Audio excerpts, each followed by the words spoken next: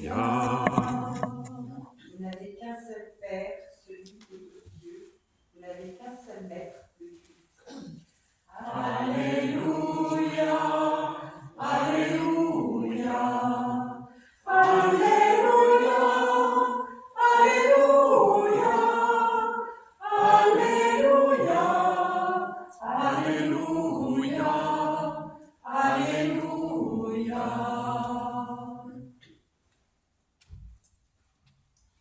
Le Seigneur soit avec vous. Et avec votre esprit. Évangile de Jésus-Christ selon saint Matthieu.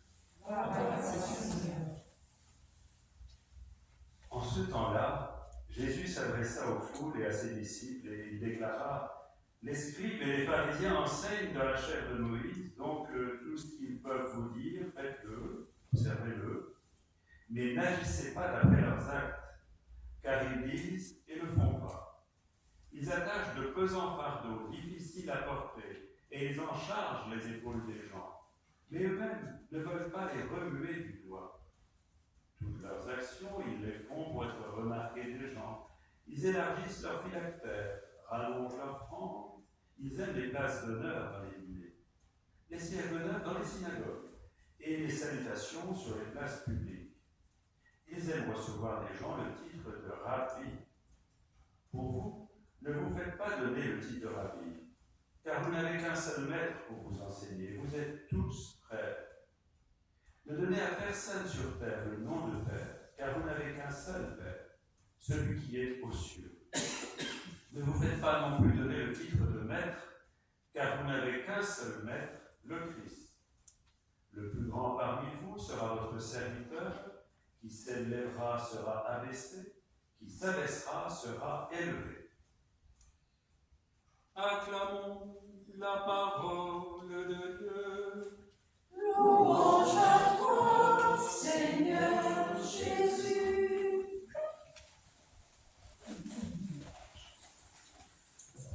Le 25 octobre à Rome, des femmes et des hommes, des clercs et des laïcs, des baptisés, ont écrit une lettre au peuple de Dieu. Cette lettre appelle de ses vœux une Église renouvelée, ouverte aux questions des hommes et des femmes de notre temps.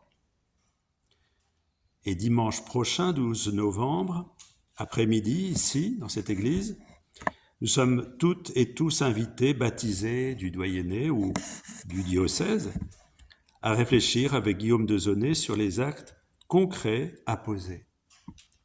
Et le titre, plutôt le thème de cet après-midi, ça va être « Baptisés ». Nous sommes tous et chacun responsables pour que s'invente là où nous sommes une nouvelle manière de faire Église. Alors Christelle, maintenant, en écho à l'évangile que nous venons d'entendre, va nous inviter à faire nôtre l'appel du Christ, à nous détourner des titres et autres tentations cléricales pour ensemble et résolument mettre les mains dans le cambouis du monde.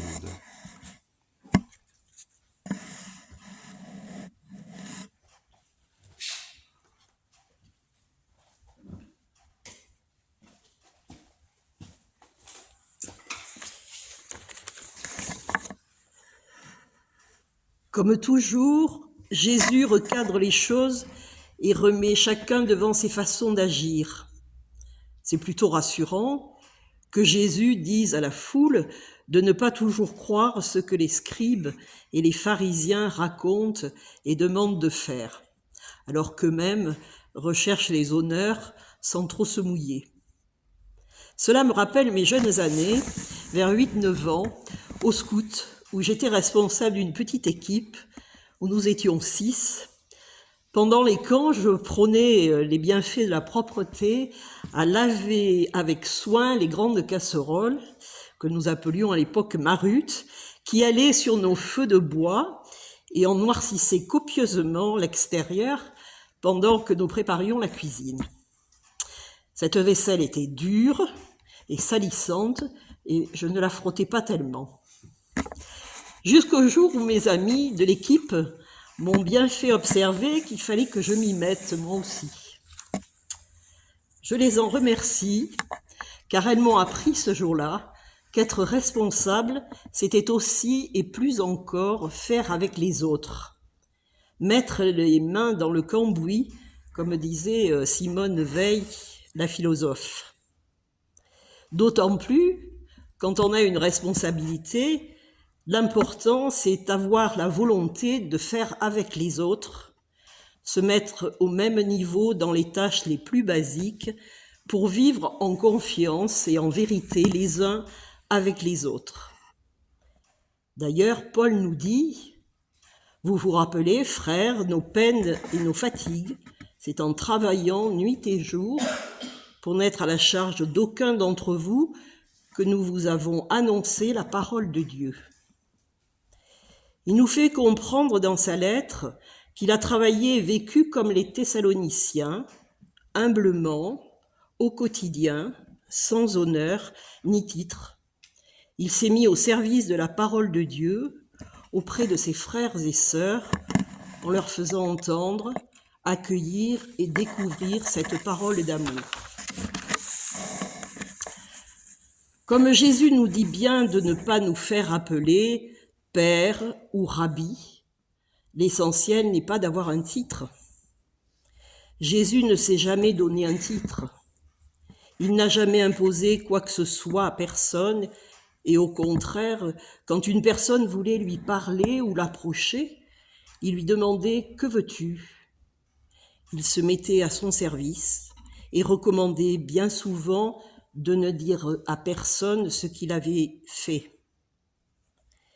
Il a été totalement frère chaque fois qu'il a écouté, guéri, consolé, pris en compte ceux qui étaient rejetés, toujours en continuant à marcher humblement, librement sur les routes de Palestine, avec des disciples et des apôtres qui parfois le houspillaient quand la foule était trop dense autour de lui et que Jésus insistait pour s'approcher plus près de ceux qui criaient ou essayaient de le toucher tant leur confiance était grande. Jésus était humble, non pas une humilité de soumission, mais une humilité qui le faisait se mettre au service, comme au soir du jeudi saint, où il s'est mis au service sans ornement, sans dorure, sans pierrerie. Personne ne l'appelait Père, Monseigneur ou sa sainteté, mais il engendrait l'amitié, la fraternité, et non un cléricalisme qui, de nos jours, souvent est malsain. Il nous dit « Quiconque s'élèvera sera abaissé, et quiconque s'abaissera sera élevé. » Quand on s'abaisse, c'est souvent vers la terre, et la terre est aussi le lieu des hommes et des femmes, que lui, Jésus, il a su rejoindre en se faisant homme, pour vivre en terre humaine et incarner la parole du Père. À notre tour de l'incarner, car il ne fera pas à notre place. C'est pour cela qu'il nous chuchote souvent. Allez, vas-y toi aussi, incarne cette parole du Père.